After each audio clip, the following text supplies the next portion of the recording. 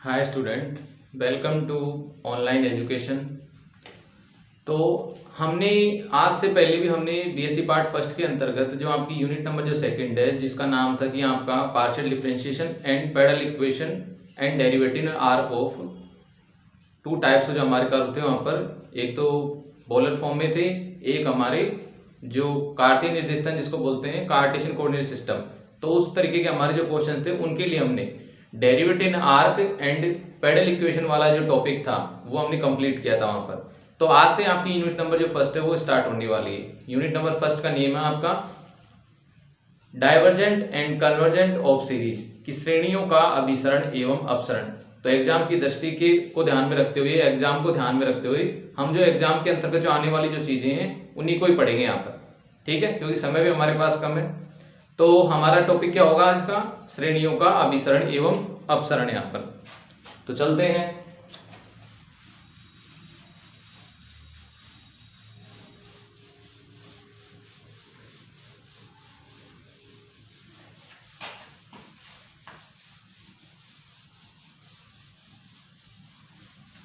तो सबसे पहले मैं बात करूं यहां पर श्रेणियों के अभिसरण एवं अपसरण के बारे में। कन्वर्जेंट एंड डाइवर्जेंट, ये बेसिकली आपके 2 पॉइंट है जिनके बारे में आप ये नहीं कि आज पहली बार सुन रहे हो, इनके बारे में आप पहले भी जान चुके हो, पहले भी पढ़ चुके हो आप इनके बारे में। Convergent and divergent. कन्वर्जेंट का मतलब होता है अभिसरण और डाइवर्जेंट का मतलब होता है अपसरण। अभिसरण को आपने ऐसे नहीं तो ऐसे तो कम से कम पढ़ा ही होगा, अभिसारी, और इसका क्या पढ़ा होगा हमने? अपसारी। कि भले चाहे हमने अभिसरण ना पढ़ा हो लेकिन अभिसारी तो पढ़ा है ना वहां पर, और एक नहीं अनेक बार पढ़ा है, कहीं ना कहीं इसे उपयोग में आता रहता है यहाँ पर अभिसारी। जैसे आपने अभिसारी दर्पण पढ़े थे, आपने अभिसारी लेंस पढ़ा था, ठीक उसी तरीके से आपने अपसारी दर्पण पढ़ा था और एवं अपसारी लेंस पढ़ा था वहां पर। तो उनके जो गुण थे ठीक उसी प्रकार से हमारे मैथमेटिक्स में भी ये वर्ड उसी तरीके से उपयोग में होंगे वहां पर। तो आपने पढ़ा होगा कि अभिसारी जो दर्पण होते हैं वह क्या करते हैं कि समतल जो प्रकाश पुंज आता है उसको एक स्थान पर केंद्रित करने का कार्य वो करते हैं। जो अभिसारी जो दर्पण होते हैं वो क्या करते हैं कि समतल जो प्रकाश पुंज आता है, फिजिक्स के अंतर्गत पढ़ा था हमने ये चीज कि जो यदि समतल प्रकाश पुंज का मतलब कि जब किसी इस प्रकार के दर्पण पर, जब हमारे पास दर्पण कौन सा है? अवतल यहाँ पर, और ये जो कोटिंग लाइन है वो यहाँ पर है कि यहाँ पर इसको क्या कर रखा है? कोट कर रखा है, यानी जो कलर होता है हमारा रजत दर्पण जिसको कोटेड किया जाता है, जिसके कारण वो आने वाली जो प्रकाश किरणें उनको क्या कर देता है? रिफ्लेक्ट कर देता है। तो वो यहाँ पर है इस डायरेक्शन में, जो घुमावदार है ना यहाँ पर। अब जब प्रकाश किरणें यहाँ से आएंगी यूं पैरेलल होती हुई यहाँ पर, क्योंकि हम इनफाइनाइट मानते हैं उनको, तो ये क्या करता है? उन सभी किरणों को एक स्थान पर केंद्रित करने का कार्य ये करता है।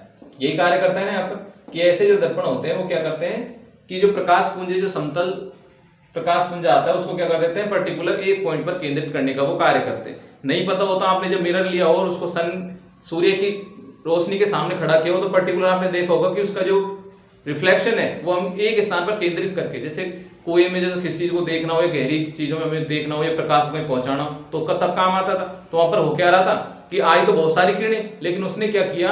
उन सभी को एक पॉइंट पर लेकर उनको एक स्थान पर केंद्रित करके आपको दिया वहां पर। तो यहाँ पर किया क्या उसने कि आने वाले प्रकाश को एक स्थान पर या एक बिंदु पर केंद्रित किया, यही हुआ इसका मतलब यहाँ पर। दूसरी तरफ यहाँ देखा जाए इसको तो ये हमारा कैसा होता था? इस तरीके के, और यहाँ पर जो कोटिंग होती थी वो यहाँ पर होती थी इस तरीके से। अब ये जब प्रकाश पुंज यहाँ पर आएगा, यूं आएगा जब यहाँ पर पैरेलल होता हुआ, तो ये क्या करता था? उन किरणों को इस तरीके से डाइवर्ज कर देता था, अलग अलग दिशाओं में घुमा देता था। जो किरण यहाँ पड़ी उसको यूं कर देता था, यूं कर देता था, यूं कर देता। तो इसने क्या किया कि आया प्रकाश एक दिशा से और इसको सभी दिशाओं में घुमा दिया। इसने क्या किया? सभी दिशाओं में घुमा दिया, यानी उसको क्या कर दिया? प्रसारित कर दिया। इसको केंद्रित ना कर दिया, उसको प्रसारित कर दिया।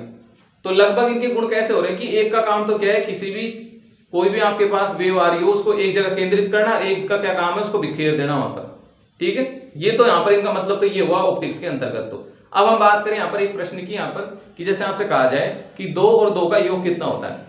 2 और 2 का योग कितना होता है? बेसिकली ये सभी जानते हैं मैथमेटिक्स से, छोटी मैथमेटिक्स है ये। तो हम कहेंगे 2 और 2 का योग कितना होता है? 4 होता है, बिल्कुल 4 होता है, सही है, क्लियर है यहाँ पर।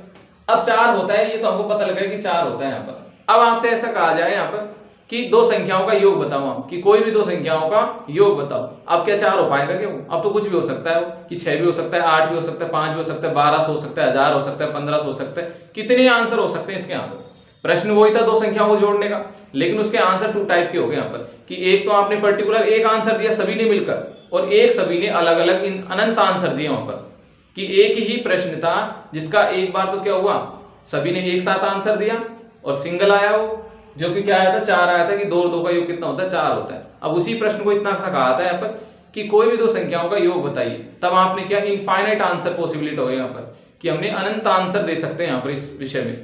तो हमने देखा कि हमारे आंसर यहाँ पर 2 प्रकार के हो गए, कि एक तो फाइनाइट आंसर जो कि सभी बच्चों ने एक साथ दिया, और एक इनफाइनाइट आंसर कि सभी बच्चों ने अलग अलग आंसर दिए। तो उसी तरीके से यदि हमारे पास हम बात करते हैं श्रेणियों की यहाँ पर, तो हम बात करते हैं श्रेणियों की, तो यदि हमारे पास कोई ऐसी श्रेणी है जिसका आंसर, कि हमारे पास कोई ऐसी श्रेणी है जिसका आंसर पर्टिकुलर एक आए, सभी बच्चों का एक ही आंसर आए, तो ऐसी श्रेणी हमारी किसके अंतर्गत जाती है? अभिसारी।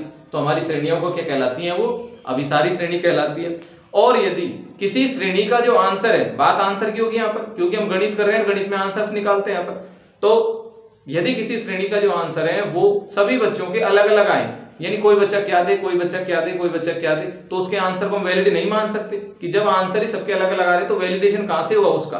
तो ऐसी श्रेणी हमारी क्या कहलाएंगी? अपसारी श्रेणियां कहलाएंगी। तो हमारा जो टॉपिक होगा वो श्रेणियों के केवल कैरेक्टर को बताने वाला होगा, कि वो श्रेणी का जो आंसर है वो अभिसारी आता है या अपसारी आता है, सिर्फ इतना सा काम होगा यहाँ पर। तो इस चैप्टर के अंतर्गत हम वही बातें करेंगे कि श्रेणियां अभिसारी होंगी या अपसारी होंगी, और यदि उनकी जांच भी करें वहां पर तो किस तरीके से करें वहां पर, तो श्रेणियों की जांच पढ़ेंगे, और जांच भी किस चीज के लिए, कि वो अभिसारी होंगी या अपसारी होंगी।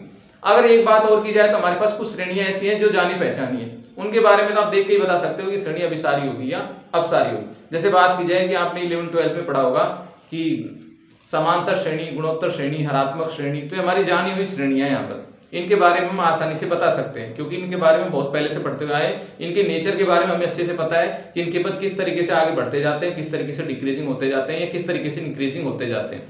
तो इनके बारे में हमें पूरी जानकारी थी यहाँ पर, तो इनको तो हम आसानी से बता सकते हैं यहाँ पर। लेकिन कुछ श्रेणियां ऐसी हैं जिनके बारे में हमने कभी देखा भी नहीं, हम उनको तो पहचान भी नहीं पाएंगे कि श्रेणी किस तरीके से इसका आगे का जो पद होगा वो किस तरीके से होगा। तो उन श्रेणियों की जांच के लिए भी हम यहाँ पर कुछ तरीके पढ़ेंगे, जिनको बोलते हैं इसके मेथड यहाँ पर, कि उन मेथड्स के द्वारा हम प्रत्येक श्रेणी जो हम पढ़ने वाले हैं ना सभी तरीकों को, तो उन सभी मेथड्स के द्वारा हम हर प्रकार की श्रेणी कि गुणोत्तर समांतर के अलावा, कि ये तो हो ही जाएंगे डायरेक्ट देखने पर, लेकिन इनके अलावा भी जितनी श्रेणियां जो पॉसिबल हो सकती हैं उन सभी श्रेणियों की हम जांच कर सकेंगे आसानी से। ठीक है, तो ये सब जो मैंने आपको अभी तक बताया, ये सब जो बातें हैं वो आज हम इस अध्याय के अंतर्गत करने वाले हैं। तो सबसे पहले श्रेणी से पहले हमारा एक छोटा सा टॉपिक आता है सीक्वेंस का, तो आज हम उससे स्टार्ट करते हैं और कंसेप्टिव रूप से हम इसको कंप्लीट करेंगे इस यूनिट को। तो मैं बात करूं सबसे पहले सीक्वेंस के बारे में, कि श्रेणी से पहले, क्योंकि जब श्रेणी बनती है तो श्रेणी जिस चीज से बनती है उस चीज को बोलते हैं सीक्वेंस। यहाँ पर सीक्वेंस, ठीक है, सीक्वेंस के बारे में आप भी जानते हैं, आपसे कहा जाए कि सभी बच्चे एक लाइन में सीक्वेंसली बैठ जाओ, ठीक है, या आपकी जो क्लासों का क्रम है वो सीक्वेंसली है, यहाँ पर ऐसा बोलते हैं नहीं बोलते यहाँ पर। तो सीक्वेंटली का मतलब क्या होगा कि एक विशेष प्रकार से किसी नियम के द्वारा बैठो, यही हुआ ना यहाँ पर इसका मतलब, कि कोई ना कोई नियम होना चाहिए वहां पर। जैसे आपसे कहा जाए कि अपने रोल नंबर के सीक्वेंस में आप बैठ जाओ, कैसे बैठ जाओ? रोल नंबर के सीक्वेंस में बैठ जाओ। तो रोल नंबर का मतलब समझते हैं आप यहाँ पर, कि यहाँ पर रोल नंबर 1 आता है, फिर 2 आता है, फिर 3 आता है, 4 आता है, तो आप कैसे बैठोगे? अब यही तो बैठोगे यहाँ पे कि सबसे पहले 1 रोल नंबर बैठेगा, 2 नंबर बैठेगा, 3 नंबर बैठा, 4 नंबर बैठा, तो हो क्या रहा है यहाँ पर? आप नियम ही तो लगा रहे हो यहाँ पर, कि है तो आप खुद हो, तो आप खुद, लेकिन आप अपने ऊपर क्या लगा रहे हो? एक नियम लगा रहे हो बैठने के लिए यहाँ पर। कौन सा? कि रोल नंबर का। ऐसा कहा जाए आपको कि अपनी लंबाई के सीक्वेंस में बैठ जाओ, सभी बच्चे अपनी लंबाई के सीक्वेंस में बैठ जाएंगे। तो लंबाई के सीक्वेंस में सबसे छोटा, फिर बड़ा, फिर और बड़ा, फिर और बड़ा, फिर और बड़ा, ऐसे बैठोगे, या सबसे बड़ा फिर छोटा, छोटा, छोटा, ऐसे बैठोगे। है तो नियम यहाँ पर भी कि लंबाई के अकॉर्डिंग बैठ जाओ यहाँ पर, ठीक है। एक अपनी क्लास के अकॉर्डिंग बैठ जाओ वहां पे यहाँ पर, कि जैसे आपकी एक क्लास है तो एक क्लास 1 में बैठ जाएगी, दूसरी क्लास दूसरी लाइन बैठ जाएगी, तीसरी क्लास तीसरी लाइन बैठ जाएगी, तो वहां पर भी नियम का पालन हो रहा है। तो हम क्या बेसिकली बात करें तो सीक्वेंस का मतलब क्या होता है? किसी न किसी नियम के अंतर्गत होता है। और इसको हिंदी में बोलूं तो इसका हिंदी में अर्थ होता है अनुक्रम। अनुक्रम यानी किसी क्रम के अनुसार यदि आप बैठते हो, जो यानी अपनी व्यवस्था को किसी क्रम के अनुसार यदि रखते हो, तो ऐसे हमारे पास जो समूह होगा, ऐसा हमारे पास यदि कोई समूह होगा जिसमें कोई ना कोई नियम लग रहा होगा वहां पर, तो ऐसे हम समूह को क्या कहते हैं, एक अनुक्रम कहते हैं। जैसे मैं कहूँ आपसे कि मेरे पास 30 संख्याएं हैं और 30 संख्याएं मैं ऐसे लिख रहा हूं 2 8 0 5 7 9 12 50, इस तरीके से मैं 30 संख्याओं को नोट कर रहा हूं यहाँ पर। और एक इन्हीं 30 संख्याओं को मैं ऐसे नोट कर रहा हूं 0 2 4 6 8 10 12, इस तरीके से यहाँ पर।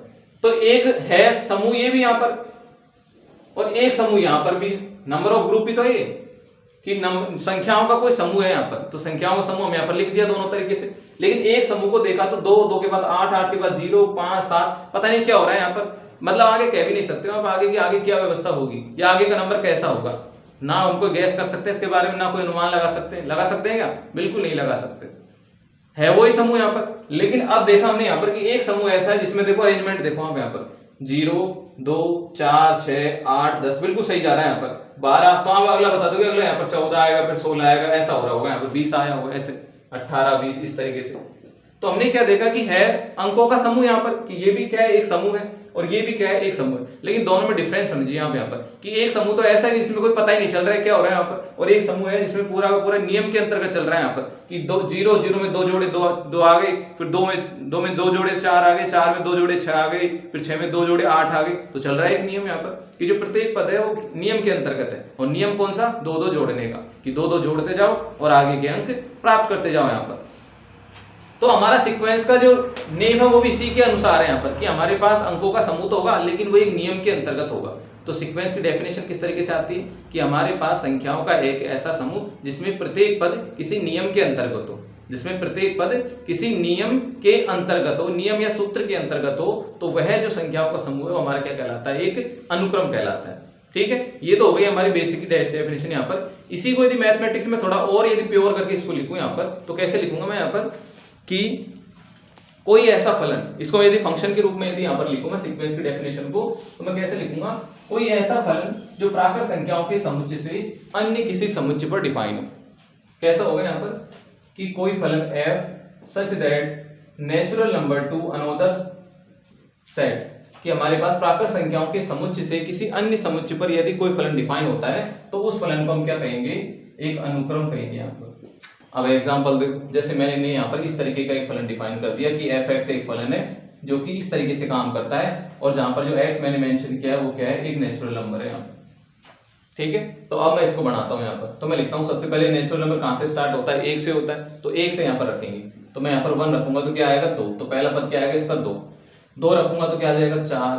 3 रखूंगा तो 6, 4 रखूंगा तो 8, फिर 10, फिर 12, फिर 14, 16 आता जाएगा यहाँ पर। तो वास्तव में नियम चल रहा है और जो डेफिनेशन थी वो भी वर्क कर रही है यहाँ पर कि प्राकृत संख्याओं से ये किसी अन्य सेट पर ये डिफाइन हो रहा है यहाँ पर और नियम के अंतर्गत काम कर रहा है यहाँ पर। एक ऐसा लिख दिया कि f(x) एक ऐसा फलन है जो कि इस तरीके से वर्क करता है कि n² - 1/n+1 इस तरीके से। अब भी ले लो यहाँ पर n बराबर सबसे पहले हमने क्या रखा? 1 रखा, तो 1 रखते ही 0 हो गया, तो पहला पद क्या हो गया? 0 हो गया यहाँ पर। और आगे हमने लिखा n बराबर 2 रखा हुआ यहाँ पर, तो कितना हो गया? 2 दूनी 4, 4 में से गया तो 3, तो नीचे भी कितना आ गई? 3/3 यानी 1 हो गया। फिर 4 रखा, 3 रखा, 3 किया 9, 9 में से 1 गया 8, तो ऊपर तो आए 8 और नीचे कितना है? 4, एक ऐसा हो गया यहाँ पर। ठीक है, फिर हमने कितना रखा इसमें? 4 रखा, तो 4 चौक 16, 16 में से 1 गया 15, नीचे कितना आ गई? 5 आ गए यहाँ पर इस तरीके से। तो हम इसको रखते गए यहाँ पर इस तरीके। तो है ये भी नियम के अंतर्गत व्यवस्था। प्रत्येक पद एक बना रहा है, ऑर्डर बना रहा है, प्रत्येक पद एक ऐसे नहीं चल रही है यहाँ पर कोई पद, प्रत्येक पद क्या बना रहा है? ये नियम के अंतर्गत चल रहा है यहाँ पर, कि ऐसे नहीं कि कोई पॉइंट ऐसे आ रहा हो, सबके सब पॉइंट क्या है? ये नियम के अंतर्गत यहाँ पर आ रहे हैं यहाँ पर। ठीक है, तो इस कारण से यदि हमारे पास इस तरीके की अंकों की कोई व्यवस्था हो तो हम उसको क्या कहते हैं? सीक्वेंस कहते हैं यहाँ पर। तो मैंने आपसे क्या कहा था कि हम तो पढ़ना तो हमें श्रेणी है, तो सीक्वेंस के बारे में चर्चा क्यों करें? लेकिन जो श्रेणी है वो भी कहाँ से आ रही है? सीक्वेंस से आ रही है। कैसे आएगी? कि यदि किसी सीक्वेंस के पदों के मध्य हम क्रमागत रूप से एडिशन एवं सब्ट्रैक्शन यदि अप्लाई कर देते हैं कि प्रत्येक पद के मध्य या तो योग अप्लाई कर दें या सब्ट्रैक्शन अप्लाई कर दें, तो उस कंडीशन में जो रिजल्ट हमें मिलेगा वह क्या कहलाता है? एक श्रेणी कहलाता है। यानी अनुक्रम के पदों के मध्य यदि हम योग या जो सब्ट्रैक्शन है, जो माइनस का जो चिन्ह है वो यदि लगा देते हैं तो उस कंडीशन में बनने वाला जो रिजल्ट होगा वो क्या कहलाएगा? एक श्रेणी कहलाएगा यहाँ पर। तो श्रेणी का उद्गम कहाँ से हुआ? सीक्वेंस से। तो यदि हमारे पास सीक्वेंस है तो वही कन्वर्ट किस में हो जाता है? श्रेणी में। कब? जब उनके मध्य हम क्या लगा देते हैं?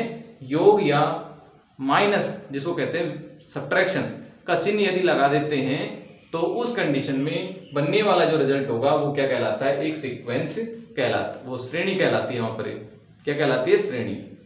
अब श्रेणी तो हमने प्राप्त कर ली कि सीक्वेंस के पदों के मध्य, सीक्वेंस के पदों के मध्य जोड़ या बाकी चिन्ह यदि हम लगा लेते हैं सभी पदों के मध्य, तो उस स्थिति में वह जो सीक्वेंस है कन्वर्ट हो जाता है श्रेणी में।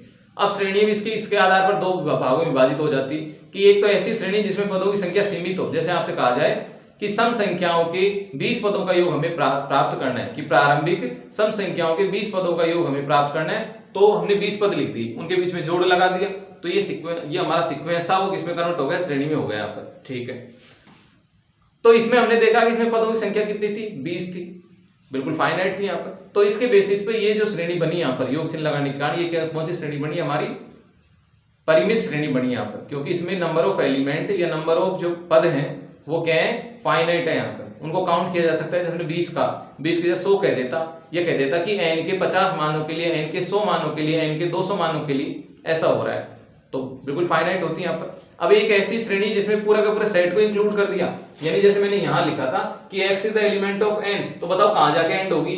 ना तो हमारा कभी नेचुरल नंबर एंड होता है, नेचुरल नंबर का कभी एंड होता है क्या? नेचुरल नंबर का स्टार्टिंग जरूर होता है, लेकिन एंड का कोई पता नहीं है यहाँ पर कि एंड कहाँ पे जाके होता है, नहीं होता है ना पता यहाँ पर। तो जब ये इस तरीके से मैं एंड को यहाँ पर रखता जाऊंगा तो इसका एंड भी कभी नहीं होगा, और जब कभी नहीं होगा इसका एंड, तो उस कंडीशन में हमारी जो श्रेणी है वो क्या देगी? हमें अनंत पद देगी, और जब अनंत पद देगी तो हमारा जो रिजल्ट होगा वो भी क्या होगा? अनंत पदों वाला होगा, और ऐसी श्रेणी को हम क्या कहेंगे? अनंत श्रेणी कहेंगे। तो आई होप मैं जो बेसिक बातें बता रहा हूँ आप सभी को क्लियर हो रही होंगी धीरे धीरे। सबसे पहले सीक्वेंस क्या होता है कि संख्याओं का एक समूह किसी नियम के अंतर्गत व्यवस्थित होता है, या संख्याओं को यदि किसी नियम के अंतर्गत यदि रख दिया जाए तो वह क्या बनाती है? एक सीक्वेंस बनाती है। सीक्वेंस की मूल डेफिनेशन क्या होती है कि कोई ऐसा फलन जो कि प्राकृत संख्याओं से अन्य किसी समुच्चय पर यदि डिफाइन हो तो वह फलन एक सीक्वेंस कहलाता है। और फिर हमने क्या पढ़ा था? श्रेणी किसको कहते हैं कि यदि सीक्वेंस के पदों के मध्य योग या बाकी का चिन्ह यदि हम लगाते हैं तो वह जो रिजल्ट बनेगा वह क्या कहलाएगा? एक श्रेणी कहलाएगा। श्रेणियों के दो प्रकार हो गए यहाँ पर, कौन कौन से? परिमित श्रेणी और अपरिमित श्रेणी, और एक होती है एकांतर श्रेणी, एक कह सकते हैं इसको दोलनी श्रेणी यहाँ पर। तो इस तरीके से उन नियमों को यदि थोड़ा बदल दो, एकांतर श्रेणी किसको कहेंगे? जिसमें हम दोनों चिन्हों का प्रयोग कर रहे हैं, एडिशन तथा सब्ट्रैक्शन को, कि पहले प्लस फिर माइनस, पहले प्लस फिर माइनस, ये पहले माइनस फिर प्लस, पहले एकांतर, एक रूप से डिफरेंस का, कि एक एक का डिफरेंस ला रहे हैं, एक बार पॉजिटिव एक बार नेगेटिव, एक बार पॉजिटिव एक बार नेगेटिव। तो उस कंडीशन में जो श्रेणी बनेगी वह हमारी कौन सी कहलाएगी? एकांतर श्रेणी। ठीक है, दोलनी श्रेणी कैसी होती है कि जिनके जो वैल्यू है वो हम बताएंगे जब आगे पढ़ेंगे यहाँ पर, कि जिनकी वैल्यू है वो पर्टिकुलर किन्हीं एक दो पॉइंट पर ही ऑसिलेट होती रहती है, किन्हीं एक दो पॉइंट पर ही ऑसिलेट होती रहती है। जैसे मैं आपको बताऊं यहाँ पर कि जैसे इस तरीके से हमने कोई श्रेणी लिखी, श्रेणी का मतलब तो ये है कि पदों के मध्य यदि आप एडिशन या सब्ट्रैक्शन चिन्ह यदि लगा देते हो तो रिजल्ट सदैव श्रेणी होती है। जैसे मैंने इस तरीके की एक श्रेणी लिखी यहाँ पर, ठीक है, इस तरीके से लिख रहा हूँ यहाँ पर इसको कि एक बार जोड़ रहे एक बार माइनस। तो हमने देखा कि इस श्रेणी में जैसे n पद है यहाँ पर, श्रेणी में कितना है? n पद है यहाँ पर। अब n डिपेंड करता है कि n एक सम संख्या है या n एक विषम संख्या है। n यदि सम संख्या है तो अपने आप सारे पद अपने आप कैंसिल हो जाएंगे एक दूसरे से, रिजल्ट कितना मिलेगा? 0। और यदि n एक विषम संख्या है तो आंसर कितना मिलेगा? 1 मिलेगा यहाँ पर। तो हमने देखा कि श्रेणी का मान ना तो 0 आ रहा है ना 1 आ रहा है, बल्कि दोनों पे जा रहा है, कभी 0 आता है कभी 1 आता है, कभी 0 आता है कभी 1 आता है, तो ऑसिलेट हो रही है। तो इस कारण से इस श्रेणी को क्या कहेंगे? दोलनी श्रेणी कहेंगे यहाँ पर। तो अकॉर्डिंग टू देयर वर्क इनके नेम भी उसी तरीके से होते हैं कि जैसे ये कार्य करती हैं वैसे इनके नेम होते हैं। अल्टरनेटिव का मतलब कि दोनों चिन्ह उसमें कॉम्बिनेशन के रूप में आए, जोड़े के रूप में आए, कि plus minus plus minus plus minus, तो ऐसी श्रेणी एकांतर श्रेणी होती है। ऑसिलेटिंग श्रेणी कौन सी होती है? ऑसिलेटिंग सीरीज की जो पर्टिकुलर किन्हीं 2 या 3 वैल्यू पर ऑसिलेट होती रहती है, कि कभी क्या कभी क्या कभी क्या कभी क्या, उनसे बाहर नहीं जाती, ना तो उनका कभी बाहर जाएगा मान, केवल उन्हीं पदों के मध्य ऑसिलेट होता रहता है। तो ऐसी श्रेणी हमारी क्या कहलाती है? ऑसिलेटिंग सीरीज, दोलनी श्रेणी कहलाती है। तो सबसे पहले नोट कीजिए हम सीक्वेंस को लेकर चलते हैं। सीक्वेंस मतलब अनुक्रम,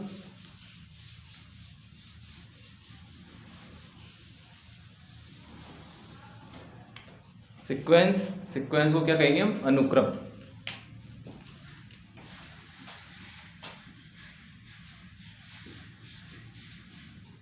अनुक्रम।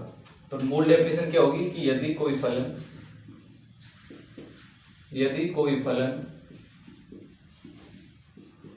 प्राकृत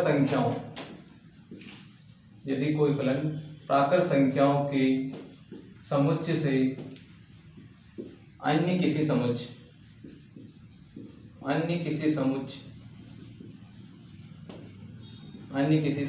A पर परिभाषित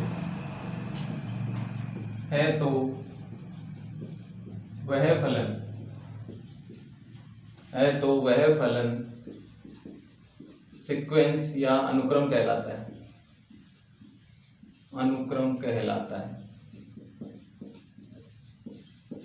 या अर्थात f such that n to a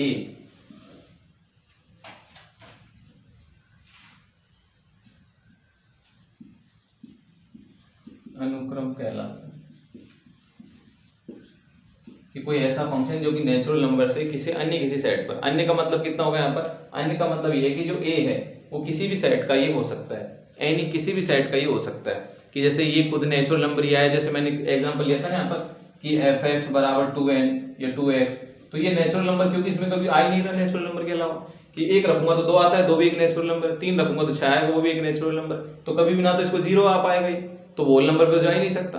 तो इसमें जो रिजल्ट है सामने वाला वो भी नेचुरल नंबर आ, लेकिन हम तो कह रहे हैं अन्य किसी सेट पर, कि वो नेचुरल नंबर हो, चाहे होल नंबर हो, चाहे इंटीजर हो, चाहे वो रियल नंबर हो, चाहे कॉम्प्लेक्स नंबर हो, ऐसी कोई बात नहीं। हमें तो ये देखना है कि अन्य किसी समुच्चय पर वो डिफाइन हो रहा हो, तो उस कंडीशन में वह हमारा क्या कहलाता है, एक सीक्वेंस कहलाता है। ठीक है, एग्जाम्पल नोट कर लीजिए, एग्जाम्पल लिखिए। एग्जाम्पल जैसे fx equal to 2x, fx is equal to x square plus 1, fx is equal to x square plus 1 upon x plus 1, इस तरीके से। तो ये सब के सब हमारे क्या कहलाते हैं, सीक्वेंस कहलाते हैं। fx equal to 1 upon x factorial, इस तरीके से सब के सब हमारे क्या है, ये सीक्वेंस है। ठीक है,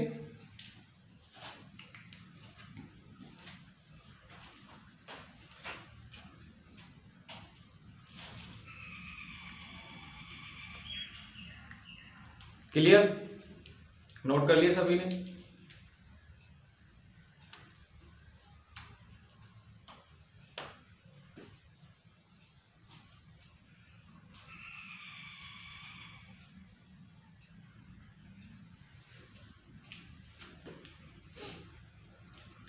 तो ये हो गई हमारी सीक्वेंस की डेफिनेशन। सीक्वेंस की दूसरी डेफिनेशन मैंने आपको बताई थी कि यदि हमारे पास संख्याओं का कोई ऐसा समूह जो किसी नियम के अंतर्गत हो, तो नियम भी आपके इसी तरीके से होते हैं, जो ये नियम कहलाएगा क्योंकि ये नियम के अंतर्गत चल रही सारी चीजें, तो वही हमारा जो संख्याओं का समूह है वो क्या कहलाता है, एक सीक्वेंस कहलाता है। नेक्स्ट लिखिए सीरीज,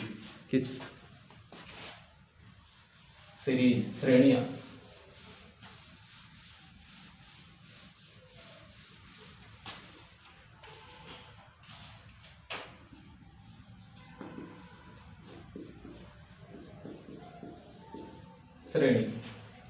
श्रेणी के बारे में देखिए यहाँ पर, यदि किसी अनुक्रम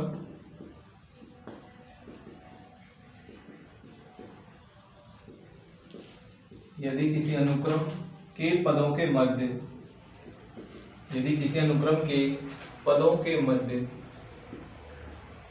योग या बाकी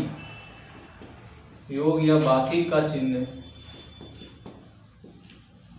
प्रयोग किया जाए, तो वह श्रेणी कहलाता है।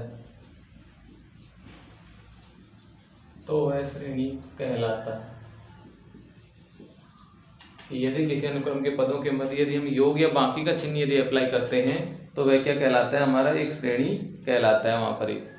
ठीक है, क्या कहलाएगा, एक सीक्वेंस कहलाएगा वहां पर, जबकि हम उसके पदों के मध्य योग या बाकी का चिन्ह यदि प्रयोग करते हैं तो वहां पर।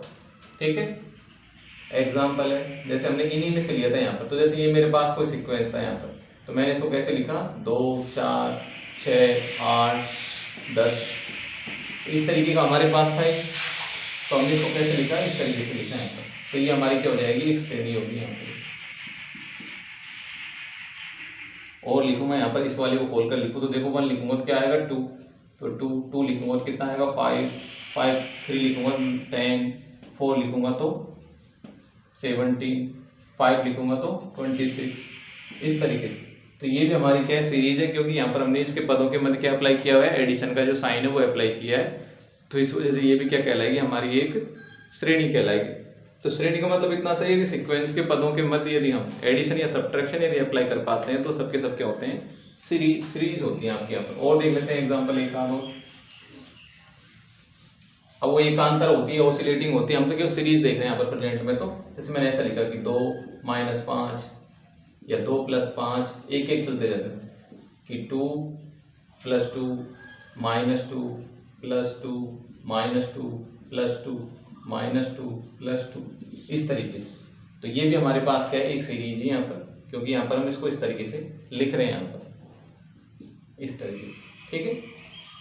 और बढ़ाएं यहाँ पर इसको थोड़ा सा, और हम जैसे मैं और लिखूँ यहाँ पर इस तरीके से, जैसे 1 + 1/1 2 factorial, 1/3 factorial, 1/4 factorial, 1/5 factorial, 1/6 factorial, इस तरीके से। तो ये भी हमारी क्या है, एक सीरीज है यहाँ पर। तो सब के सब सीरीज के एग्जाम्पल हैं यहाँ पर, जो हम पढ़ रहे हैं वो सारे के सारे किसके एग्जाम्पल हैं, सीरीज के एग्जाम्पल हैं यहाँ पर, ठीक है। अब इन पे पदों की व्यवस्था के बेस आधार पर हम इसको 2 पार्ट में डिवाइड करते हैं। पहली होती है हमारी परिमित श्रेणी, परिमित श्रेणी, परिमित श्रेणी का मतलब फाइनाइट सीरीज, फाइनाइट सीरीज। तो फाइनाइट सीरीज को कैसे कहेंगे कि यदि किसी सीरीज में पदों की संख्या सीमित हो, यदि किसी सीरीज में पदों की संख्या सीमित हो तो वह सीरीज क्या कहलाती है, हमारी परिमित सीरीज या फाइनाइट सीरीज कहलाती है। तो यही लाइन मैं यहाँ पर लिखूंगा, यदि किसी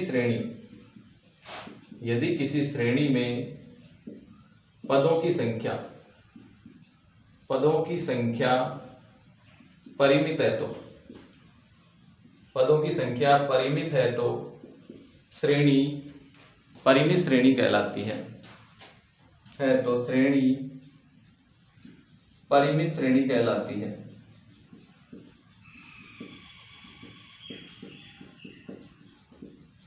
ठीक है। दूसरा है अपरिमित श्रेणी, अपरिमित श्रेणी। इसको कैसे लिखेंगे, यदि श्रेणी में पदों की संख्या, यदि श्रेणी में पदों की संख्या अपरिमित, पदों की संख्या अपरिमित है तो वह अपरिमित श्रेणी कहलाती है, अपरिमित श्रेणी कहलाती है।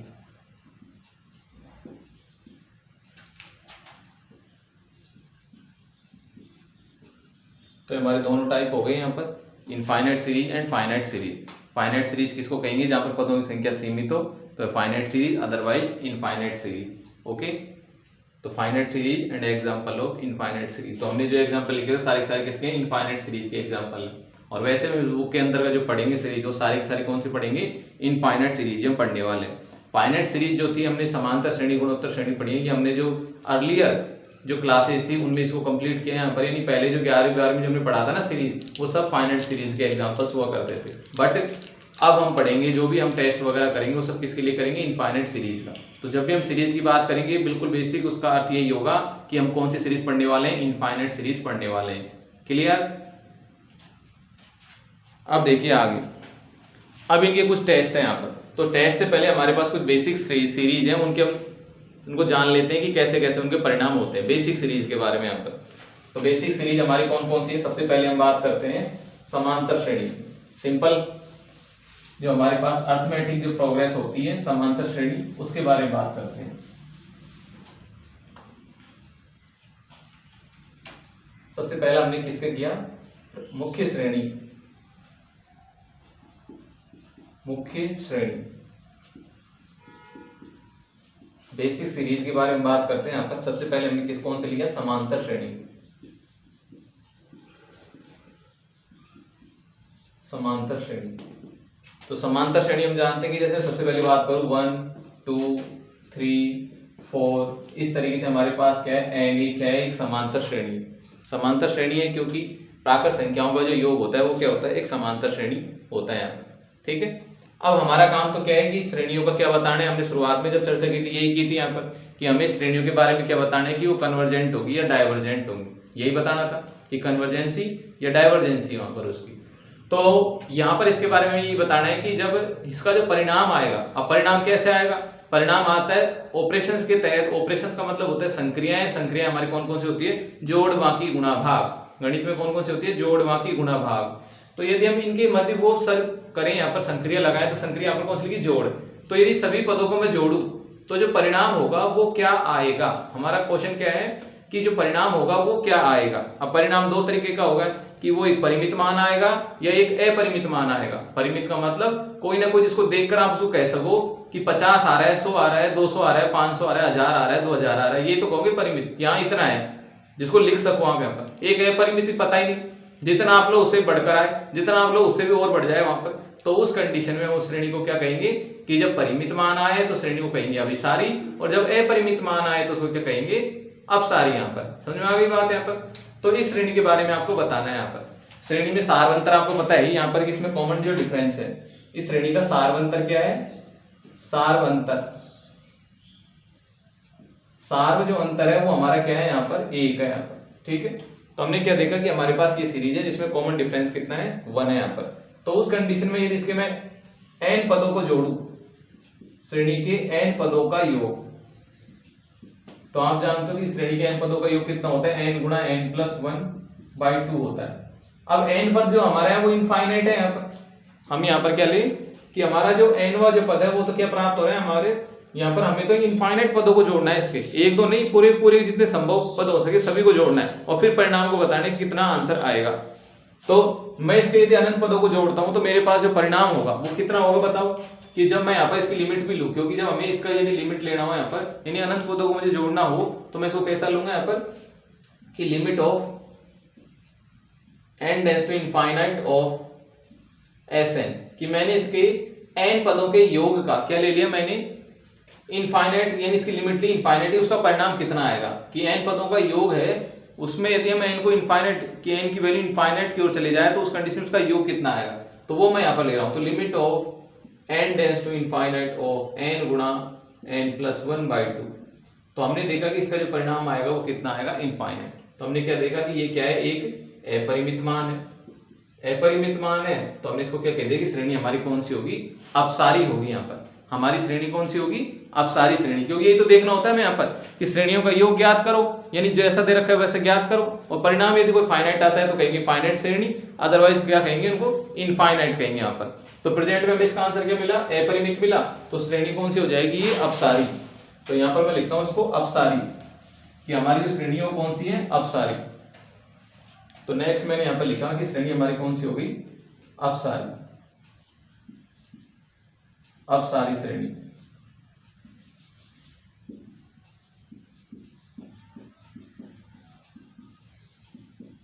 कि हमारी जो श्रेणी है वो कौन सी है, अपसारी है यहाँ पर, क्योंकि इसके जो अनंत पदों का योग है वो कितना आ रहा है, इनफाइनाइट आ रहा है, इस वजह से कौन सी है, अपसारी श्रेणी। तो ये तो मैंने चलो यहाँ पर इस तरीके से लिया। अभी मैं इसको ऐसे लूँ यहाँ पर कुछ इस तरीके से कि मेरे पास जो श्रेणी है, एक एग्जाम्पल तो ये हो गया जब सारवंतर कितना आ रहा था, 1 आ रहा था यहाँ पर। अब सारवंतर पॉजिटिव आए तो भी हमारी श्रेणी अपसारी हो रही है। अब सारवंतर को मैं नेगेटिव लेता हूँ यहाँ पर एग्जाम्पल, और मैंने इसको लिखा है यहाँ पर कि हमारी जो श्रेणी है वो इस तरीके से है कि मैंने उसको लिखा कि उसका जो nवा पद है वो इस तरीके का है कि 2n माइनस, या लिखूं 4 - n/2, 4 - n/2 के रूप में मैं उसको लिखा, केवल मैंने लिख दिया 4 - n के रूप में उसको लिख लिया। मैंने श्रेणी को कैसे लिख रहा हूँ, 4 - n के रूप में यहाँ पर। तो जब मैंने इसके पद लिखे तो सबसे पहला आएगा 1 लिखूंगा यहाँ पर, n की जगह 1 लिखूंगा तो कितना आएगा यहाँ पर 3, तो पहला पद क्या हो जाएगा 3। 2 लिखूंगा तो कितना आ जाएगा 2, 3 लिखूंगा तो कितना आ जाएगा 1, और 4 लिखूंगा तो कितना आ जाएगा 0, फिर 5 लिखूंगा तो -1, 6 लिखूंगा तो -2। इस तरीके से हमारी श्रेणी है यहाँ पर, ठीक है। इस तरीके से हमारी श्रेणी है यहाँ पर, जिसका अंतिम पद आपने लिखा ही था कि कितना होता है, 4 - n होता है यहाँ पर। तो इस श्रेणी के बारे में देखो कि पहले 3 2 चलो यहाँ तक तो ठीक है कि 0 एंड हो गया, लेकिन फिर से देखो 3 पदों का योग तो हमें मिल जाएगा, कि जो भी होगा वो यहाँ तक, लेकिन फिर हमने इसमें देखा कि कुछ पद के बाद ये श्रेणी दोबारा फिर अनंत की ओर जाने लग जाएगी यहाँ पर, क्योंकि -1 है, फिर -2 आएगा, -3, -4, -5, -6, -7, -n यहाँ पर भी चले जाएगा, उसके आगे भी चलती रहेगी श्रेणी यहाँ पर। तो हमने देखा कि ये श्रेणी कहीं एंड नहीं होने वाली है, होगी क्या एंड यहाँ पर? जब एंड ही नहीं होगी तो इसका योग क्या होगा वो भी आपको प्राप्त नहीं हो सकता, कि जब कोई सीरीज कहीं एंड ही नहीं हो रही जाके तो उसका योग कैसे प्राप्त कर सकते हो? ठीक है ना। इसका आपको ऐसा लग रहा हो कि इसका जो पद है वो धीरे धीरे छोटा होता जाएगा, क्योंकि हम नेगेटिव के जो पद है उनको कभी छोटा थोड़ी मानते हैं, वो तो है कि ऋणात्मक रूप से वो छोटे हो जाते हैं, बल्कि वैल्यू तो उनकी भी उतनी ही होती है वहां पर। ठीक है, तो जब मैं इसको यदि आगे ले जाता जाऊं तो धीरे धीरे श्रेणी का विस्तार हो रहा है यहाँ पर, कि पहले -1 मिला, फिर -2, -3, -4, फिर -100 मिलेगा, -200 मिलेगा, -1000 मिलेगा, -50,000 मिलेगा, बढ़ती जाएगी श्रेणी। तो यहाँ पर तो बढ़ती जाएगी तो क्या फर्क पड़ा यहाँ पर, ये तो नेगेटिव की ओर एक्सपेंड हो रही है यहाँ पर। तो हमने जब इसका कॉमन डिफरेंस देखा तो हम क्या लिखते हैं कॉमन डिफरेंस के लिए कि 2 - 3 तो कितना आ जाएगा, -1 आ रहा है यहाँ पर, 1 - 2 तब भी कितना आ रहा है, -1 आ रहा है। तो यहाँ पर जो r कॉमन डिफरेंस d की वैल्यू थी, तो यहाँ पर सार अंतर कितना आता है श्रेणी के लिए, सार अंतर था हमारा -1। तो जब हमने पॉजिटिव के लिए देखा तब भी हमारी श्रेणी उसी तरीके से जा रही है, और नेगेटिव के लिए देखा तब भी उसी तरीके से जा रही है। इसकी यदि मैं लिमिट लेकर पहले की तरह यदि प्राप्त करके भी बताऊं तो भी श्रेणी का मान कितना होगा, अनंत हमें प्राप्त होगा। अतः ये वाली श्रेणी हमारी कौन सी है, अपसारी श्रेणी। ये वाली श्रेणी भी कौन सी है, अपसारी श्रेणी। अतः जो हमारी जितनी भी समांतर श्रेणियां होती हैं वो सदैव क्या होती हैं, अपसारी श्रेणियां। तो समांतर श्रेणी सदैव क्या होती हैं, समांतर श्रेणी सदैव क्या होती हैं, अपसारी होती है।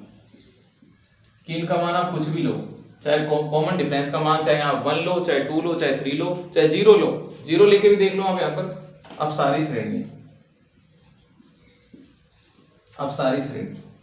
यदि आप एक एग्जांपल यदि ऐसा लो कि जब आपको कॉमन डिफरेंस की वैल्यू 0 मिले तब भी कोई दिक्कत नहीं। देखो एक एग्जांपल मैं यहाँ ले लेता हूँ और इसको मैंने ऐसे लिखा 2 + 2 + 2 + 2 + इस तरीके, घटाओ 2 में से 2 जाएगा 0, यानी क्या आ रहा है यहाँ पर, कॉमन डिफरेंस कितना आ रहा है, 0 आ रहा है यहाँ पर।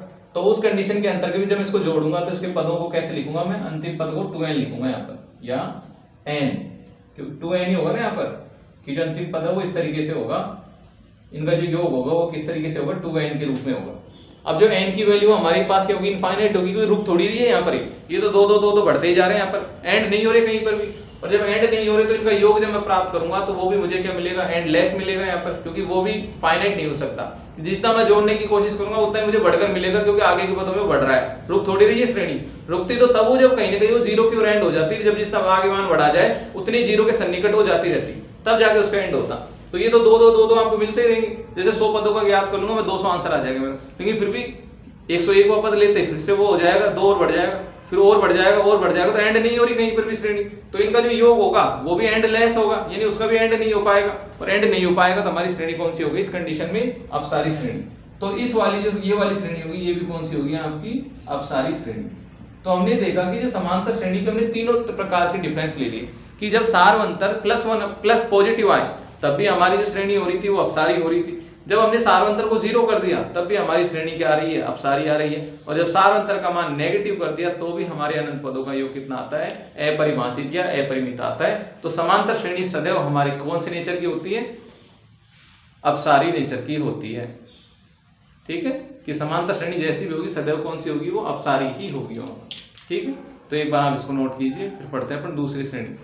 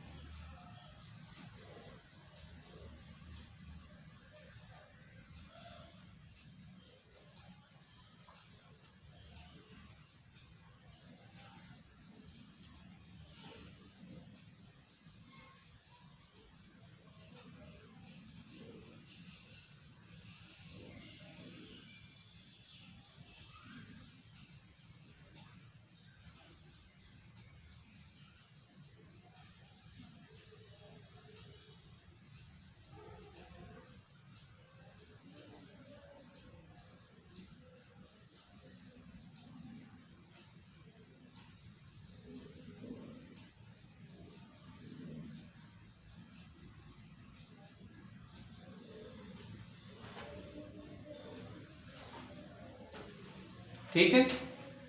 तो हमारे पास पहली श्रेणी कौन सी है? समांतर श्रेणी। तो समांतर श्रेणियां सदैव कौन सी होती है? हमारी अपसारी श्रेणियां होती हैं।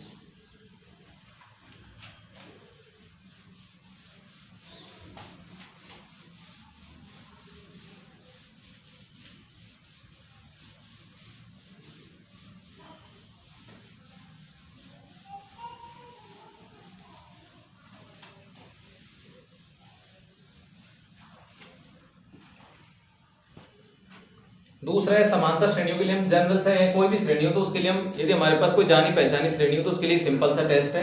तो नोट करके आप यहां लिख लेना, नोट करके, यदि श्रेणी के n पदों का योग, यदि श्रेणी के n पदों का योग, श्रेणी के n पदों का योग की सीमा की n टेंड्स टू इनफाइनाइट पर सीमा का मान परिमित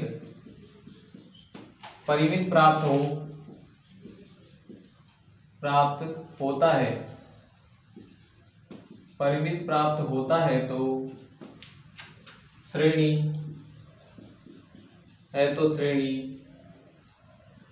अभिसारी श्रेणी कहलाती है, तो श्रेणी अभिसारी श्रेणी कहलाती। ठीक है। तथा अपरिमित प्राप्त होता है, तथा अपरिमित है तो श्रेणी अपसारी श्रेणी कहलाती, अपसारी श्रेणी कहलाती।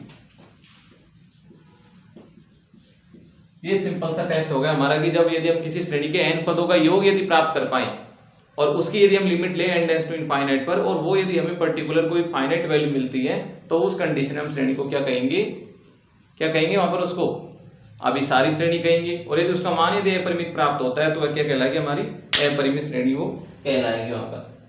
ठीक है। दूसरा देखते हैं, आप इसके एग्जाम्पल देखते हैं। जैसे कि मैंने एक एग्जाम्पल लिखा कि 1 का स्क्वायर, 2 का स्क्वायर, 3 का स्क्वायर, 4 का स्क्वायर, इस तरीके से। ये मेरे पास कोई श्रेणी है जहां पर क्या हो रहा है? n स्क्वायर हो रहा है। यहाँ पर ये n जो पद होगा वो क्या होगा? n स्क्वायर होगा। जहां पर n का मतलब जानते ही हो आप क्या होता है? नेचुरल नंबर होता है यहाँ पर। ठीक है। तो इस तरीके से हमारे पास क्या है? कोई श्रेणी है यहाँ पर। अगर यदि मैं, हमारी कंडीशन क्या थी कि यदि इस श्रेणी के मैं n पदों का योगफल प्राप्त करूं और उसकी यदि मैं लिमिट लूं यहाँ पर n टेंड्स टू इनफाइनाइट पर, वो यदि फाइनाइट आए तो हमारी श्रेणी क्या कहलाएगी? अभिसारी। तो मैंने क्या किया यहाँ पर? श्रेणी का n पदों का योग, n पदों का योग, आप जानते हो कि ये सभी पदों का वर्ग हो रहा है यहाँ पर, और इसका जो n पद होता है वो क्या होता है? n गुणा n प्लस 1, और कितना होता है? 2n plus by 6। इस तरीके से क्या होता है हमारे यहाँ पर n पदों का योग? n गुणा n प्लस 1 और प्लस 2n प्लस 1। यहाँ पर हमारा क्या होता है? श्रेणी के n पदों का योग होता है। कि जब हमारे पास कोई भी प्राकृत संख्याओं के जो n पदों का योग जो होता है वर्गों का, वो इस तरीके से होता है। ठीक है, मिल गए हमें यहाँ पर। अब हमें इसकी क्या लेनी है? लिमिट। इसको किससे इंडिकेट करते हैं? आप भी जानते हो कि समांतर श्रेणी के n पदों का योग किससे इंडिकेट किया जाता है? मतलब कोई भी श्रेणी उसके n पदों का योग हमने लिख रखा हो तो वो कितना होता है? Sn होता है। अब हमें इसकी लिमिट लेनी है, तो मैंने क्या लिया? Limit of n tends to infinite of Sn। यहाँ पर मैंने देखा तो limit of n tends to infinite of n गुणा n plus 1 and 2n plus 1 divided by 6।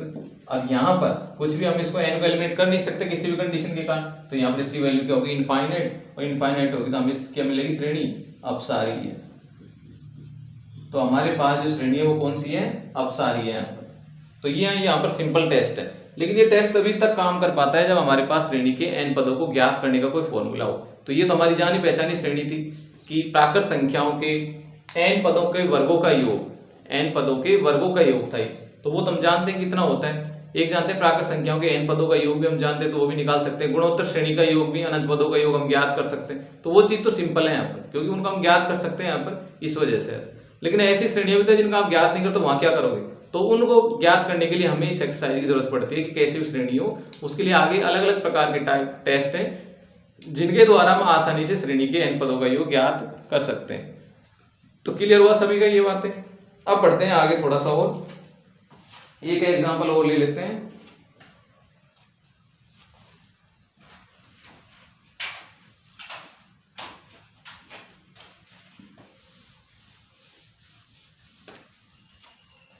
जैसे मैं लूँ यहाँ पर इस तरीके से कि मेरे पास एक इस तरीके का है कि 1/n 1/2 1/3 इस तरीके से यहाँ पर प्लस 1/4 इस तरीके की श्रेणी यहाँ पर लास्ट में जाके 1/n है यहाँ पर। ठीक है, तो ये हमारे पास क्या है, कोई श्रेणी यहाँ पर, बिल्कुल श्रेणी यहाँ पर है। तो यहाँ पर हमें क्या करना है, इसके पहले तो n पदों का योग ज्ञात करना है। तो पहले तो ये देखो श्रेणी कौन सी है यहाँ पर। तो श्रेणी हमने देखा कि यदि मैं इसके प्रत्येक पद को यदि उल्टा कर दूं यहाँ पर तो 1 + 2 + 3 + मुझे इस तरीके से क्या मिलेगा, n मिलेगा यहाँ पर। तो वास्तव में ये कहती है एक हरात्मक श्रेणी थी यहाँ पर। कौन सी श्रेणी थी, ये हरात्मक श्रेणी थी यहाँ पर। तो इसके यदि मैं n पदों का योग यदि ज्ञात करूँ यहाँ पर, तो चूंकि हल लिखता हूँ मैं यहाँ पर, मुझे इसके बारे में क्या बताना है कि अभिसारी एवं अपसारी का टेस्ट मुझे बताना है। तो ये क्या है, वास्तव में हरात्मक श्रेणी यहाँ पर। तो मैंने लिखा चूंकि दी गई श्रेणी, चूंकि दी गई श्रेणी, हरात्मक श्रेणी में ऐसे ही होता है ना कि समांतर श्रेणी के पदों को यदि उल्टा कर दिया जाए तो प्राप्त परिणाम जो होता है वो हरात्मक श्रेणी का होता है। ठीक है, और हरात्मक श्रेणी के n पदों का योग मुझे प्राप्त करना है, तो मैं उसी के संगत जो समांतर श्रेणी है उसके n पदों का योग ज्ञात करके उसको क्या कर देंगे, उल्टा कर देंगे यहाँ पर। तो इसका जो n पदों का जो योग होगा वो कितना होगा कि 1/n गुणा n+1/2 होगा। तो 2 कहाँ चले जाता है, ऊपर चले जाएगा, तो क्या हो जाएगा 2/n गुणा n+1 होगा यहाँ पर। किसके बेसिस पे, समांतर श्रेणी के बेसिस पे। तो दी गई श्रेणी हरात्मक श्रेणी है, हरात्मक श्रेणी है यहाँ पर ये, क्योंकि श्रेणी जानते हैं इस वजह से ऐसा लिख रहा है यहाँ पर। तो इसके जो n पदों का योग होगा वो क्या होगा, n पदों का योग, n पदों का योग हमारे पास हो जाएगा Sn बराबर हो जाएगा, बताया था ना वो कि 1/n गुणा n+1/2। 2 कहाँ चले जाएगा ऊपर, तो कैसे लिखेंगे 2/n गुणा n+1 इस तरीके से। ठीक है, हमने इसकी लिमिट ली, तब limit of n tends to infinite क्या आ जाएगा, Sn बराबर आ जाएगा limit of n tends to infinite 2/n गुणा n+1 इस तरीके से, n गुणा n+1। ठीक है, अब यहाँ पर हमें इसकी लिमिट लेनी है। तो लिमिट लेने के लिए आप जानते हो कि जब हमारे पास n जब यदि हर में आ जाता है यहाँ पर, कि जो हमारा n है वो कहाँ पर आ जाता है, हर में आ जाता है, तो वहां से उसका सीधा सीधा आंसर होता है कितना होता है 0। क्योंकि जब मैं यहाँ पर इनफाइनाइट रखूंगा तो इनफाइनाइट को खोलते कैसे हैं कि 1/0, तो 0 कहाँ चले जाएगा ऊपर, तो परिणामी श्रेणी का जो मान होगा सीधा सीधा कितना आ जाएगा 0। और यहाँ कोई पद कैंसिल करने लायक भी नहीं है जिसका मैं कैंसिल करूँ यहाँ से उसको। तो हमें श्रेणी के जो n पदों का योग है वो कितना प्राप्त हो रहा है, 0।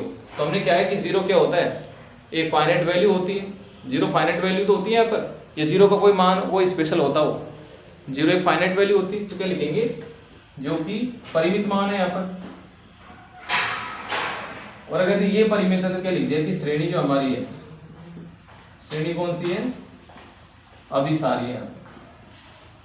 तो हमारी श्रेणी कौन सी है, अभिसारी। किसके कारण, केवल पदों के बेसिस पर। इसके जो पदों का योग है वो कितना है, फाइनाइट आ रहा है। तो पदों के बेसिस पर हम इसको क्या कह रहे हैं कि ये क्या है, एक फाइनाइट सीरीज है यहाँ पर। ठीक है, अब देखिए थोड़ा सा आगे यहाँ पर। अब ये तो हो गया हमारा टेस्ट के अकॉर्डिंग यहाँ पर। इसी को मैं विदाउट टेस्ट भी यहाँ पर बता सकता हूँ कि श्रेणी कौन सी होगी, अभिसारी होगी, अपसारी होगी। क्यों होगी, सबसे पहले यहाँ पे देखा कि हमारी श्रेणी का पहला पद क्या मिल रहा है हमें 1, दूसरा देखा कितना मिल रहा है 0.5, तीसरा कितना मिलेगा 0.333 कुछ ऐसा मिलेगा, चौथा मिलेगा मुझे 0.25 मिलेगा, पांचवा यदि याद करा तो कितना आता है 0.2 होता हो, 0.20 कहते हैं उसको यहाँ पर। इस तरीके से देखा हमने यहाँ पर। तो हमने देखा कि ये श्रेणी जो शुरुआत में तो बड़ी थी, फिर धीरे धीरे छोटी होती जा रही है। और 1/n को मैं जितना बढ़ाता जाऊंगा तो ये लगभग क्या हो जाएगा 0.0, यानी 0 के बिल्कुल आसपास चले जाएगा। एक स्थिति ऐसी आएगी श्रेणी क्या हो जाएगी, कंप्लीटली 0 हो जाएगी यहाँ पर। तो श्रेणी का एंड हो गया ना यहाँ पर, कि 0 से आगे बढ़ सकती है। क्यों, क्योंकि जितना मैं बड़ा रखूंगा यहाँ पर तभी तो जाएगी 0 के नजदीक यहाँ पर। यानी सबसे बड़ी वैल्यू मैं यहाँ पर बिल्कुल लिख दूंगा, तब जाके क्या बनेगी, ये 0 बनेगी। तो उससे आगे कुछ होगा ही नहीं यहाँ पर। यानी सबसे बड़ी वैल्यू हमारी क्या होती है, इनफाइनाइट। तो इनफाइनाइट को जब मैं n की जगह रखूंगा तो क्या मिलेगा मुझे 1/0। तो मुझे परिणाम क्या मिला 0, यानी मेरी श्रेणी क्या हो गई, एंड हो गई यहाँ पर। और जब हमारे पास श्रेणी का एंड हो गया तो उसके जो मानों का जो योग है वो कैलकुलेशन, वो भी मुझे क्या मिलेगा, एक कुछ ना कुछ वैल्यू मिलेगी यहाँ पर। और जब वैल्यू मुझे प्राप्त हो जाएगी तो फाइनाइट होगी यहाँ पर। तो फाइनाइट होने की वजह से श्रेणी का जो आंसर है वो क्या आ रहा है यहाँ पर, अभिसारी आ रहा है यहाँ पर। तो बेसिकली कुछ श्रेणियां ऐसी होती हैं कि देखते हमें पहचान में आ जाती है कि इनका किस तरीके से आप सॉल्यूशन कर सकते हो। तो इस श्रेणी को आपको जांचने की जरूरत नहीं पड़ी, सीधा हम उसको क्या लिख सकते थे, श्रेणी क्या होगी, अभिसारी होगी। कारण समझ में आ गया आपको? क्यों हुआ? क्योंकि श्रेणी का जो प्रसार है वो कुछ पदों बाद वो रुकेगा, आगे जाके कहीं ना कहीं रुकेगा। और जब कोई ऐसी श्रेणी हो जो आगे जाके कहीं ना कहीं वो एंड हो रही हो, तो वह श्रेणी निश्चित ही क्या होगी? अभिसारी होगी। और यदि श्रेणी का एंड नहीं हो रहा कहीं पर भी, तो श्रेणी कभी भी क्या नहीं हो सकती, फिर वो अभिसारी नहीं हो सकती। तो इज दैट क्लियर कि हमारी श्रेणी अभिसारी कब कहलाती है? कि जब उसके n पदों का योग क्या हो? एक फाइनाइट वैल्यू हो, n पदों के योग की सीमा। यदि ऐसे ज्ञात करोगे तो भी आप ज्ञात कर सकते हो और देख के भी आप बता सकते हो। तो ये जो हम श्रेणियां पढ़ रहे हैं ये कहीं ना कहीं हमारे एग्जाम की दृष्टि से इंपॉर्टेंट नहीं है, लेकिन जब हम आगे के जो महत्वपूर्ण टेस्ट पढ़ेंगे उनमें इनका योगदान होता है, तो वहां पर हमें इनकी जानकारी होनी चाहिए कि इस तरीके से जो परिणाम है वो इस कारण से यहाँ पर इसका क्या आ रहा है? फाइनाइट आ रहा है। क्लियर? ये बार नोट कर लीजिए, फिर बढ़ते हैं नेक्स्ट टेस्ट की ओर।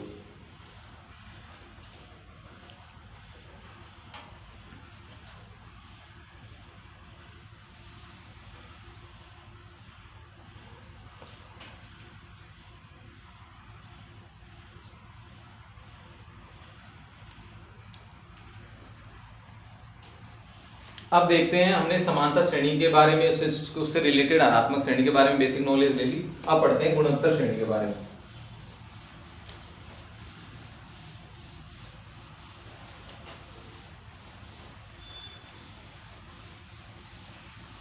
तो नेक्स्ट हमारा टॉपिक क्या होगा? गुणोत्तर श्रेणी।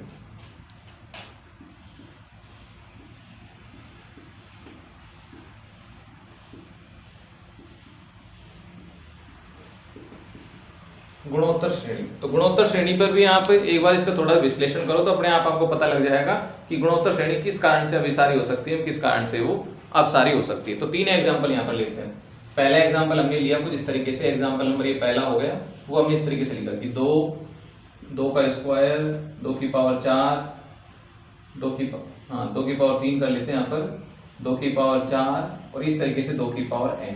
इस तरीके से हमने क्या ले ली? एक श्रेणी ले ली यहाँ पर। तो सभी को पता है गुणोत्तर श्रेणी है, क्योंकि 2 का भाग जब इसमें दूंगा तो भी 2 आएगा, 2 की पावर 2 का भाग इसमें तो भी 2 आएगा, इसका दूंगा तो भी 2 आएगा, 2 भी दूंगा। जहां सार्वनुपात, कॉमन डिफरेंस, सार्वनुपात कितना है? 2 है यहाँ पर। ठीक है, तो यहाँ पर हमें डिवाइडेड डिफरेंस कितना दे रखा है? यहाँ पर 2 दे रखा है यहाँ पर, यानी हमें इसको कॉमन डिफरेंस, कॉमन रेशियो तो बोलते हैं इसको, तो मैं इसको r के द्वारा इंडिकेट कर सकता हूँ यहाँ पर। यानी हमारा जो r है वो कितना आ रहा है? 2 आ रहा है, और इसकी वैल्यू क्या आ रही है यहाँ पर? r की वैल्यू क्या आ रही है? ग्रेटर देन टू 1 आ रही है यहाँ पर। ऐसा कह सकते हैं इसका मान, इसका मान क्या आ रहा है? 1 से बड़ा आ रहा है यहाँ पर, ये कह सकते हैं। तो ये हमारा पहला एग्जाम्पल हो गया।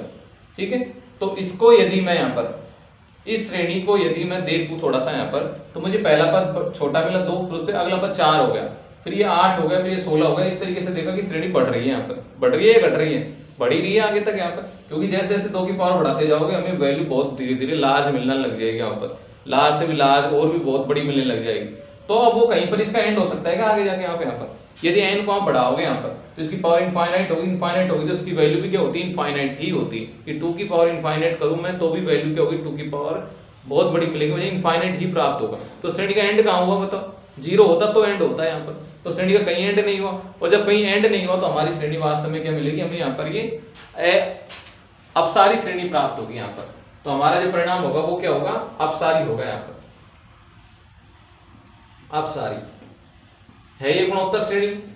और यहाँ पर जो कॉमन हम जो विभाजित वो कहते हैं जिसको सारानुपात, उसका मान कितना आया था? 2 आया था। 2 का मान 1 से बड़ा होता है। तो हमने देखा कि जब गुणोत्तर श्रेणियों में जब सारानुपात का मान जब 1 से बड़ा होता है तो हर श्रेणी, हर गुणोत्तर श्रेणी सदैव क्या होगी? अपसारी होगी। तो पहले हमें क्या मिली? अपसारी। अब मैं एग्जांपल नंबर 2 लेता हूं जहां पर मैं सारानुपात को कितना कर रहा हूं? 1। इसी को मैंने दोबारा री नोट कर लिया। तो ये हो गई हमारी, यही किसमें कन्वर्ट होगी? गुणोत्तर श्रेणी में, जहां पर सारानुपात कितना है? कितना है सारानुपात यहाँ पर? 2 की पावर 1। यहाँ सारानुपात हमें श्रेणी का जो प्राप्त होगा वो कितना प्राप्त होगा? 1। जहां सार्व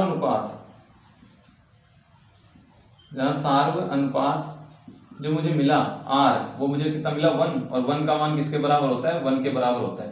यानी r हमारा केवल किसके बराबर हो गया? 1 के बराबर।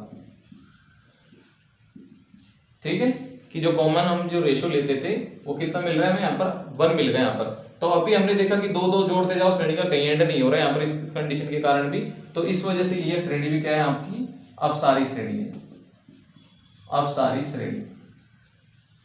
दोनों कंडीशन में अपसारी होगी। अब तीसरी कंडीशन लेते हैं, जब आर का मान हमने क्या कर लिया, छोटा कर दिया। अब की बार यहाँ पर तीसरी कंडीशन हमने कौन सी ले ली, जब आर का मान क्या कर दिया, छोटा। तो आर का मान छोटा करो तो मैं कैसे मिलेगा कि मुझे 1/, जैसे मैंने 2 लिख दिया, ठीक है। फिर मैंने क्या कर दिया कि 1/2 स्क्वायर कर दिया, फिर 1/2 क्यूब कर दिया, फिर 1/2 4 कर दिया। श्रेणी वही है यहाँ पर, हमने उसको इस तरीके से लिख दिया 1/2 की पावर n यहाँ पर, इस तरीके से। अब देखो यहाँ पर इसमें यहाँ सार अनुपात की वैल्यू कितनी आ जाएगी, सार अनुपात का मान यहाँ पर हमारे पास क्या आएगा, यहाँ पर हमने इस तरीके से इसको लिख दिया। तो सार अनुपात का मान यहाँ कितना आएगा, हमें सार अनुपात का मान जो आर होता है वो बराबर कितना मिला, 1/2। और 1/2 का मान क्या होता है, छोटा होता है किससे, 1 से। तो हम 1 के बेसिस पे ले रहे हैं कि जब आर का मान 1 से बड़ा आए या आर के बराबर आए, 1 से छोटा आए तब।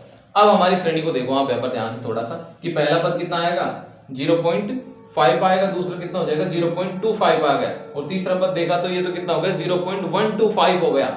और आगे देखेंगे तो एक स्थिति ऐसी होगी कि जब ये क्या हो जाएगा, बिल्कुल 0 के पास चले जाएगा, क्योंकि 2 की पावर n का मतलब होता है इनफाइनाइट। तो 1/∞ मुझे प्राप्त हो गया, और 1/∞ की वैल्यू क्या होती है, 0। तो मेरी सीरीज कहाँ जाएगी, एंड में जाके 0 की ओर चले जाएगी, और 0 की ओर चले जाएगी तो निश्चित ही इसकी जो वैल्यू है वो मुझे कोई ना कोई प्राप्त होगी, और कोई ना कोई जब प्राप्त होगी तो मेरी जो आंसर है वो क्या होगा, अभिसारी होगा। तो इस कंडीशन में मुझे आंसर क्या प्राप्त हुआ, श्रेणी का अभिसारी मान प्राप्त हुआ। क्या प्राप्त हुआ, अभिसारी। तो मैंने श्रेणी गुणोत्तर ली और उसके 3 एग्जांपल लिए यहाँ पर। गुणोत्तर श्रेणी के कितने एग्जांपल लिए, 3। एक मान जब मैंने कॉमन जो सार अनुपात था उसका मान मैंने 1 से बड़ा लिया तो भी श्रेणी अपसारी हो रही थी, 1 लिया तो भी अपसारी हो रही, लेकिन 1 से जब छोटा लिया तो श्रेणी निश्चित क्या होगी, हर कंडीशन में क्या होगी, अभिसारी होगी। तो गुणोत्तर श्रेणी के ये 3 आधार है यहाँ पर, कि जब सार अनुपात का मान 1 या 1 से बड़ा हो तो निश्चित ही श्रेणी क्या होती है, अपसारी होती है, और यदि सार अनुपात का मान 1 से छोटा हो तो श्रेणी कौन सी होती है, वो अभिसारी श्रेणी होती है। तो ये चीज हम यहाँ पर लिखेंगे गुणोत्तर श्रेणी के अंतर्गत। तो गुणोत्तर श्रेणी के टेस्ट समझ में आ गए आपको, यहाँ पर किस कारण से ऐसा लिख रहे हैं, गुणोत्तर श्रेणी। गुणोत्तर श्रेणी के टेस्ट समझ में आ गए ना, गुणोत्तर श्रेणी। तो हम क्या बात कर रहे हैं यहाँ पर कि यदि गुणोत्तर श्रेणी के बारे में लिख रहे हैं कि यदि गुणोत्तर श्रेणी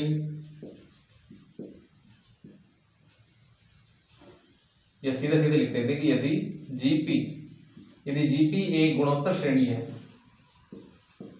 यदि जीपी एक गुणोत्तर श्रेणी है तो अभिसारी या अपसारी होती है तो अभिसारी या अपसारी होती है, जबकि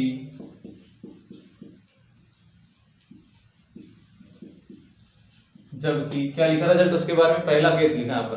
पहला केस क्या लिख रहे हैं यहाँ पर, पहला केस लिख रहे हैं कि यदि r का मान क्या हो, 1 से बड़ा या 1 के बराबर हो तो उस कंडीशन में श्रेणी सदैव कौन सी होती है, अपसारी होती है। r का मान क्या हो, 1 के बराबर या 1 से बड़ा हो तो श्रेणी निश्चित ही क्या होगी, अपसारी। और केस नंबर 2 क्या है कि जब r का मान 1 से छोटा हो तो उस कंडीशन में श्रेणी सदैव क्या होगी, अभिसारी होगी है।